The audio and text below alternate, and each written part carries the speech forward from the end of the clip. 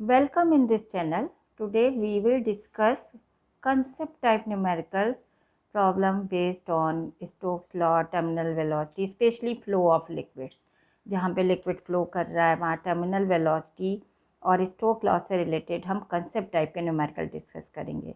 अब इसको करने से पहले स्टोक्स लॉ ये कहता है कि विस्कस फोर्स एक्ट करेगी जब हम कोई स्मॉल स्फेरिकल बॉडी को किसी लिक्विड में हम डालेंगे, और जब ये लिक्विड में डालेंगे तो यहाँ पे ये जो लेयर्स हैं फ्लूइड की, चाहे वो एयर हो या आपका लिक्विड हो, वो इन लेयर्स के मोशन में, जो कि फ्लो ऑफ लिक्विड नाम है, फ्लो कर रहा है, तो इनके बीच में जो डिफरेंट लेयर के बीच में डिफरेंट वेलोसिटी है, तो जैसे ये इंटर करेगी तो ये इसका अपोज करेंगी और ये लिक्विड में नीचे की ओर जा रही है, यानी इसकी वेट की डायरेक्शन नीचे है, और तो विस्कस फोर्स जो होगी उसकी डायरेक्शन ऊपर की ओर होगी क्योंकि अपोज कर रही है, और जिसकी वैल्यू होगी F=6 pi eta are we.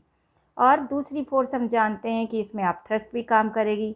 Upthrust क्या होगी? इसके वॉल्यूम के बराबर हटाए गए पानी का जो होगा, जो भी फ्लूइड होगा, तो यानी अपथ्रस्ट का फार्मूला हमारा आ जाएगा m-g। m- का मतलब 4/3 पाई आर क्यूब, जो इतना वॉल्यूम इसने हटाया, पर डेंसिटी फ्लूइड की डेंसिटी हम सिग्मा से डिनोट कर रहे हैं, और वेट =mg होगा। अब इन तीन पे जो है हम ये फोर्स को ध्यान में रखते हुए बात करेंगे। जो यहाँ पे v वेलोसिटी आ रही है, ये टर्मिनल वेलोसिटी है, और टर्मिनल वेलोसिटी जब मिलेगी, जब ये विस्कस फोर्स काम करेगी, टर्मिनल वेलोसिटी का मतलब जब ये इन फोर्सेस की वजह से बैलेंस हो जाएगी, नेट फोर्स ना होके ये कांस्टेंट वेलोसिटी से जाएगी, उस समय आपकी जो है टर्मिनल वेलोसिटी मिलेगी। और टर्मिनल वेलोसिटी भी हमको पता है कि किसके बराबर होती है, ये होती है 2/9 r² rho minus sigma g upon ईटा। ईटा क्या चीज़ है? इसकी कोफिशिएंट ऑफ विस्कोसिटी है। चलिए अब हम कंसेप्ट टाइप क्वेश्चन डिस्कस करते हैं। First question is in this way: a steel ball, a tennis ball, a plastic ball. 3 balls दी हैं, एक मेड ऑफ स्टील टेनिस की है और दूसरी जो है प्लास्टिक की है, और तीनों का सेम साइज है। And a very small oil drop. एक साथ में चौथी चीज़ आपको दी गई है, वो वेरी स्मॉल ऑयल ड्रॉप। ये सारी की सारी ड्रॉप की गई हैं from the peak of the high tower, मतलब सबको सेम हाइट से गिराया गया है। State in which order they will reach the ground. ये किस तरीके से वहाँ पे किस ऑर्डर से पहुँचेंगी, कि सब एक साथ पहुँचेंगी या कौन सी पहले पहुँचेगी या बाद में। अब यहाँ पे डिस्कस करने से पहले देखिए ज़रा, जब ये गिरेंगी तो चारों ओर टावर से गिरेंगी, तो चारों ओर इनके क्या होंगी? चारों ओर इनके है एयर यानी विस्कस। तो लेयर्स के बीच में ये जब जाएगी तो इस पर विस्कस फोर्स काम करेगी। विस्कस फोर्स की वजह से धीरे धीरे इसकी वेलोसिटी जो होगी वो कांस्टेंट हो जाएगी, और टर्मिनल वेलोसिटी जिसकी value 2/9 r² rho minus sigma g upon ईटा हो जाएगी। अब ये ज़रा ध्यान दीजिए, सबका सेम साइज है, रेडियस सेम है, सब जो है एक ही उसमें एयर में जा रही हैं, यानी सिग्मा भी कांस्टेंट है, जी भी कांस्टेंट है, उसी एयर में जा रही हैं तो कोफिशिएंट ऑफ विस्कोसिटी भी सेम है। तो सारी की सारी जो ये टर्मिनल वेलोसिटी किस पे डिपेंड कर रही है? सेम साइज है तो r² भी सेम है, तो सिर्फ डिपेंड कर रही है वो आपकी डेंसिटी ऑफ द मटेरियल। तो डेंसिटी ऑफ मटेरियल पे डिपेंड कर रही है यहाँ पे। अब ज़रा डेंसिटी की बात करें तो स्टील वाले की डेंसिटी सबसे ज़्यादा होगी कंपेयर टू टेनिस की, टेनिस वाले की प्लास्टिक वाले से ज़्यादा होगी, और ऑयल तो बिल्कुल हल्का होता है, सब अच्छे से जानते हैं। तो यहाँ पे जो हम डेंसिटी की अगर एक वो सीक्वेंस बनाएं तो सब higher steel, then tennis, then plastic, and last is oil. तो जैसे जैसे हमें ये डेंसिटी की मतलब डेंसिटी पर डिपेंड कर रही, तो यानी टर्मिनल वेलोसिटी सबसे ज़्यादा किसकी होगी? स्टील की होगी। तो सबसे पहले कौन पहुँचेगी? स्टील की बॉल, फिर ये वाली टेनिस, थर्ड नंबर पे प्लास्टिक, और लास्ट में पहुँचेगी oil drop. So this is the sequence, in this way they will reach on the ground. चलिए one more concept type numerical we will discuss just now. Students, इस numerical को आप बहुत ज़्यादा देखोगे, इस तरीके का न्यूमेरिकल आपको हर कंपटीशन में, हर एग्ज़ाम में मिलेगा।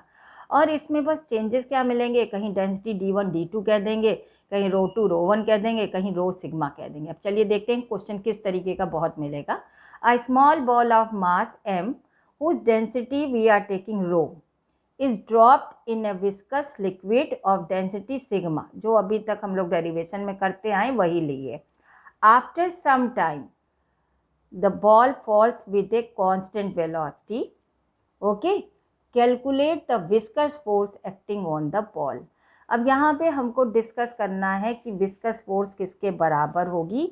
तो यहाँ पे जैसे अभी मैंने कहा कि मान लीजिए ये बॉल है जिसकी डेंसिटी हम सिग्मा ले रहे हैं इसकी, और लिक्विड की डेंसिटी हम रो ले रहे हैं. इसमें जैसे ये फ्लो करेगी थोड़ी देर बाद इसकी कांस्टेंट वेलोसिटी हो जाएगी, जैसा यहाँ क्वेश्चन में कह रहे हैं कि कांस्टेंट वेलोसिटी हो जाएगी. जब कांस्टेंट वेलोसिटी होगी तो ये विस्कस फोर्स कितनी होगी, अब हमको ये बताना. अब यहाँ पे पहले देखिए जो दो फोर्स हमको दिखाई दे रही है, एक वेट दिखाई दे रहा है, एक अपथ्रस्ट दिखाई दे रहा है.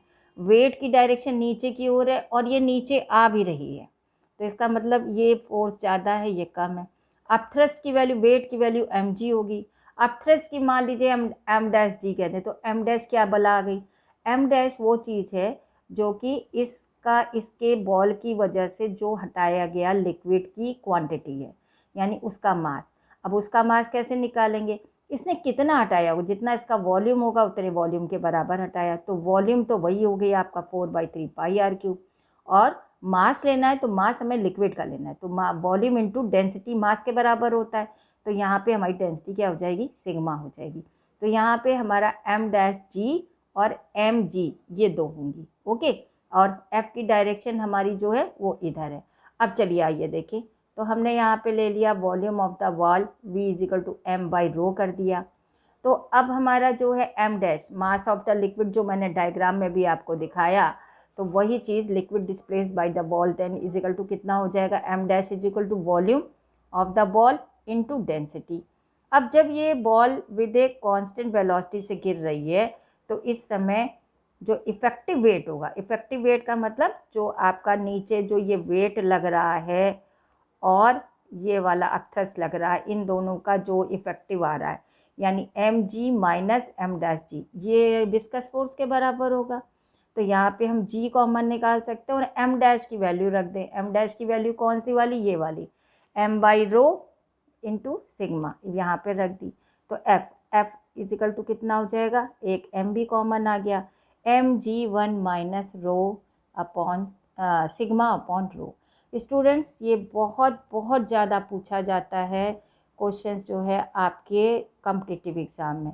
यहाँ पे रो 2 रो 1 भी दे सकते हैं, d2 d1 भी दे सकते हैं.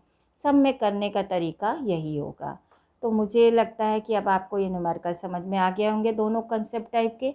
और आपको ये वीडियो कैसा लगा ये हमें कमेंट करके ज़रूर बताएं. Thank you for watching my video.